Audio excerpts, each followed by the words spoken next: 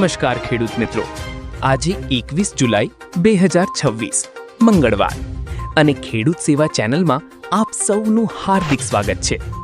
જો તમે અમારા ચેનલ પર નવા હો તો ચેનલને સબસ્ક્રાઇબ કરો અને વિડીયોને અંત સુધી જરૂર જુઓ। ગુજરાતમાં ચોમાસું ફરી એકવાર સક્રિય થવાના સંકેતો મળી રહ્યા છે। હવામાન વિભાગે દક્ષિણ ગુજરાતના કેટલાક જિલ્લાઓમાં ભારે વરસાદની શક્યતા વ્યક્ત કરી છે। સુરત, તાપી, નવસારી અને વલસાડ માટે યલો એલર્ટ જાહેર કરવામાં આવ્યું છે। આ વિસ્તારોમાં ભારે વરસાદ સાથે વીજળીના કડાકા અને તેજ પવન પણ ફૂંકાઈ શકે છે। છેલ્લા કેટલાક દિવસોથી રાજ્યના અનેક વિસ્તારોમાં વરસાદની રાહ જોવાઈ રહી હતી, પરંતુ હવે દક્ષિણ ગુજરાતમાં મેઘરાજાએ ફરી એન્ટ્રી કરી છે। આગામી કલાકોમાં વરસાદની તીવ્રતા વધવાની શક્યતા હોવાથી હવામાન વિભાગે કેટલાક વિસ્તારો માટે રેડ, ઓરેન્જ અને યલો એલર્ટ જાહેર કરીને લોકોને સાવચેત રહેવાની અપીલ કરી છે। હવામાન વિભાગના જણાવ્યા અનુસાર દક્ષિણ ગુજરાત ઉપરાંત સૌરાષ્ટ્ર અને કચ્છના વિસ્તારોમાં હળવાથી મધ્યમ વરસાદ પડી શકે છે।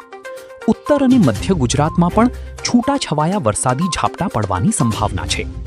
અમદાવાદ શહેરમાં પણ વાદળછાયું વાતાવરણ સાથે વરસાદી ઝાપટા જોવા મળી શકે છે। દરિયાકાંઠાના વિસ્તારો માટે પણ મહત્વપૂર્ણ સૂચના આપવામાં આવી છે। આગામી 3 દિવસ સુધી માછીમારોને દરિયો ન ખેડવાની સલાહ આપવામાં આવી છે, કારણ કે દરિયો તોફાની રહેવાની શક્યતા છે। હવામાન વિભાગે 21 અને 22 જુલાઈ દરમિયાન દક્ષિણ ગુજરાતમાં ભારે વરસાદની આગાહી કરી છે।